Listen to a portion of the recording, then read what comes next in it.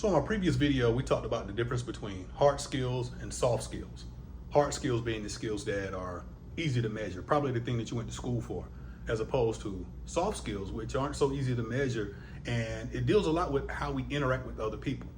And so today I want to talk about some specific soft skills that we need to develop in order to move forward in our professional careers.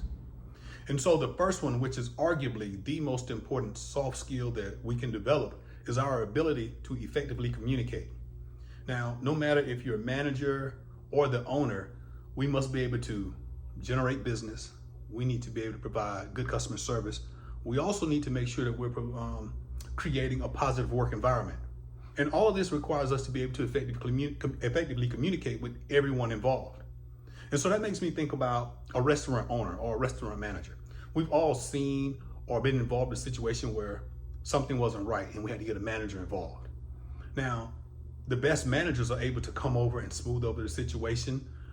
In worst case scenario, they're able to de-escalate the situation so that it's not as bad as it possibly could have been.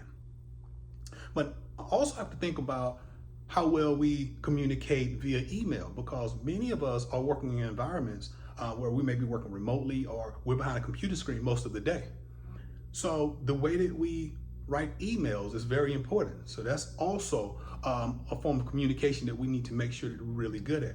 There's nothing worse than either creating an email or someone sending you an email and you all have to get on a phone call to get clarity on what was meant because the verbiage wasn't clear and concise. So being able to effectively communicate is the most important soft skill that we can develop in order to move forward, because it sets the tone for everything else. Which leads me into the next soft skill that we're going to be talking about, which is being able to be a good leader and create a great team and make sure we have good teamwork. So leadership and teamwork is the second one. And the thing about being a good leader, once again, whether you're a manager or you're the owner, you're going to have to, as you grow your team out, be able to get people from different backgrounds all on the same page to achieve a common goal. And that can be extremely difficult. To add another layer to that, many people, once again, are working remotely. So the synergy that was built with people working in the office is gone.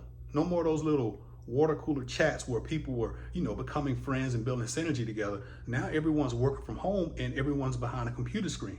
Zoom calls or just sending messages back and forth.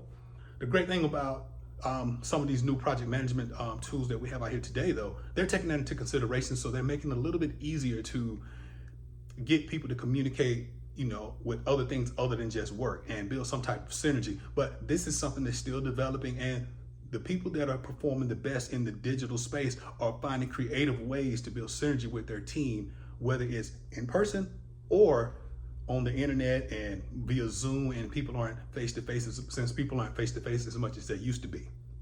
So when it comes to leadership and teamwork, one of the things I think about often is sports. I'm a big sports fanatic, so I think about coaches and I think about the draft in particular.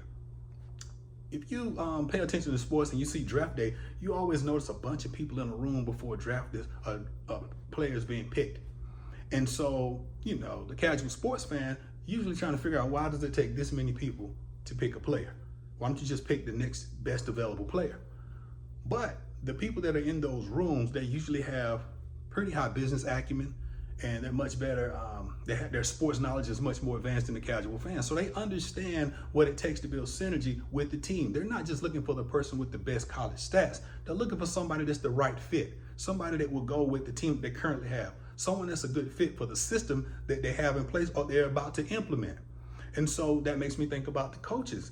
The coaches, they're commanding the really big salaries because it takes a special person, somebody that has really good leadership skills, to be able to bring all of these people together, pull the best out of each individual player, and get all of these people to get on the same page and work together. So these are some soft skills that we must develop in our own businesses in order for us to move forward. So I'd like to hear what you think.